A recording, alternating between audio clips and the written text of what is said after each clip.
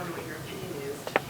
They would like to be able to, instead of lock Pacific Islander kids and adults, is to come up with a program that they can return them back to the elders of the Tongan community. Oh, that's scary.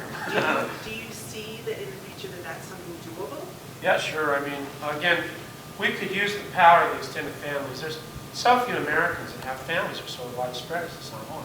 Typical Samoans have people in Washington and Auckland and Wellington and Honolulu, you know, and to sort of say this culturally is a problem of the extended family, and ask the extended family to address it to their needs is very, very powerful, and as a cultural mechanism, I think we ought to see go forward. I work in with children. I've been investigator for 10 years for child abuse. My looking at is, have you ever looked into the disciplinary forms back in the islands, bring it here in the American? And it has an effect.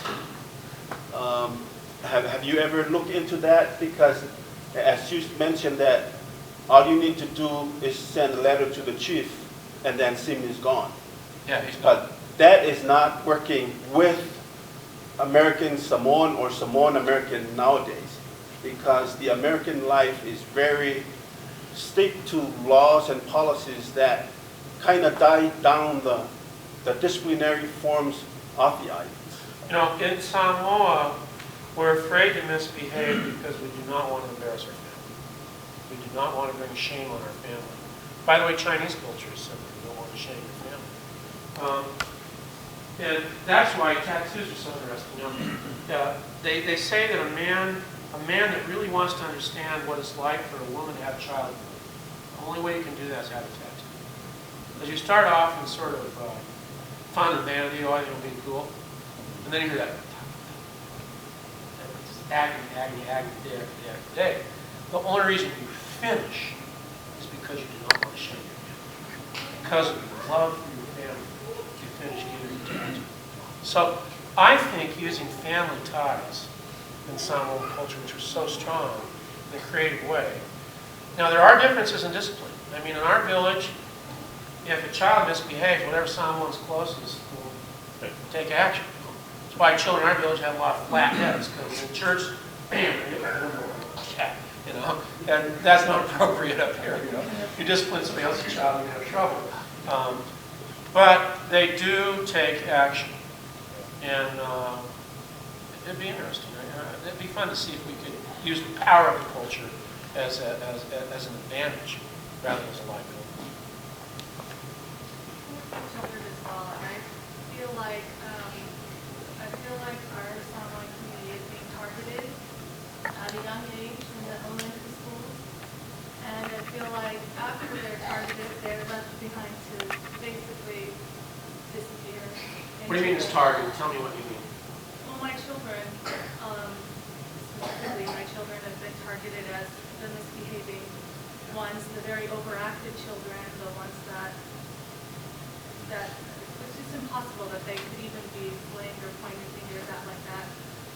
And not just because I'm their mother, but I'm also PTA president at that school, and so I work with all the children. So I feel like my children have been targeted, but not just my children. I feel like a lot of kids, Samoans, any Tongans, you know, all of us are being targeted at a young age in the schools. Yeah. And I just don't know how to encourage their parents to keep going to school. No, I agree with you totally. And the problem is, again, my friend, anything goes wrong in his neighborhood, the cops come straight to his house. It's not his kid's problem. You know, the thing is that we're tarred because if there is, look, I mean, among the Samoan population, there's a few lawbreakers. So in every population. But boy, we sure hear if it's a Samoan. We never hear, oh, by the way, this guy's a Palangi. You know, it's like, no, it's Samoan. And I think the way to deal with this, first of all, I think my hat's off to Jake and what's going on here. Can I get this going? I was going to go back to the list. I think we need to celebrate more the achievements of prominent Samoans. And I'll bet you a lot of these people would be tickled to come into your school and talk. I'll be pleased to come talk to your school. You know? But I mean, imagine if Troy Polamalu calls up and says, hey, how's it going at your school? Do you have a football team or a Joe Kyle? In other words, we have enough high-achieving, prominent Samoans who have taken on American culture and won, that I think we can wrap ourselves around that as the dream, and not around the game. You know? But it's going to take effort, and it's going to take resilience. And that's my biggest fear, is the kids. Because if the kid learns early on, you're trouble, if anything goes wrong, I'm looking at you, don't mess up, blah, blah, blah. They start labeling themselves, we've got to fight that.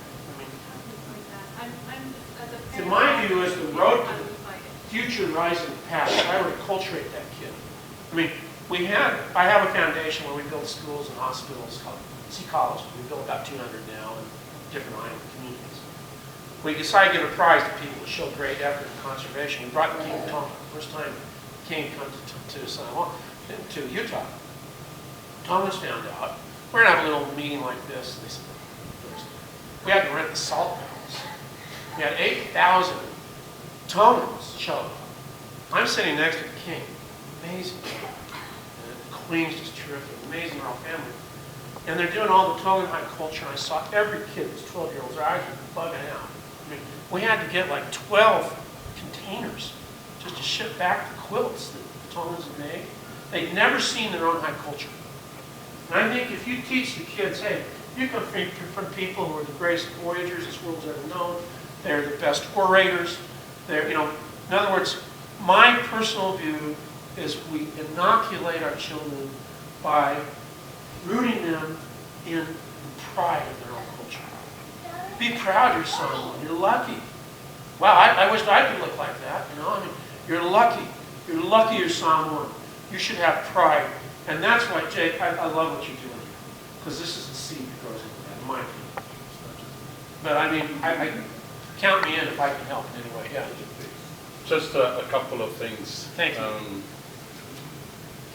One, my grandmother was 5'2", probably about 125 woman, and she was the one that scared the heck out of me. And credit to where I am today because of her. Another thing too is you spoke a little bit, or quite a bit, about the respect that we have for our elders. One of the things that we're finding out now, that respect is almost non-existent within the Samoan Americans or our Polynesian Americans community, because you also spoke of two different cultures that our kids are now growing up in. They're stuck in the middle. They're stuck in the middle. One of the issues that I'm a parole officer by profession. One of the things that we've seen now is that we expect our kids to live this certain way. When they come home, they're Polynesians. The minute they walk out of the house, they're Palanese. And yet we as parents expect them to be this way in our homes and outside of our home, to be Polynesians. One of the things that we're finding through our work is this: our parents are not taking the time to step into their world outside of their home. They expect them to be this way when the kids are out there. They're Americans. What we're finding out now, let me go back to that, is the parents are not willing to step a foot out there and see what their world is like. They're only seeing them as within our phalate. This is how they're supposed to be. And they're forgetting that they are Americans. So therefore, we need to step out of our comfort zone within our homes and discover what it's like to be out there in the world that they're in. Secondly, another point too is... I like that point, by the way. Yeah, thank you. Another point too is, a couple of times, I go to parole hearings, I go to court hearings with these kids, and parents are made aware of when the court hearings are, or when the parole hearings are, what time, so forth, court, they don't show. And I think that's where the conflict is, that they show up to football and basketball games, but when it comes to things, you talked a little bit about embarrassing the family name. So when it comes to court issues, they don't show, because I feel It's that fear of my name being now thrown all over the place as a bad mother, as a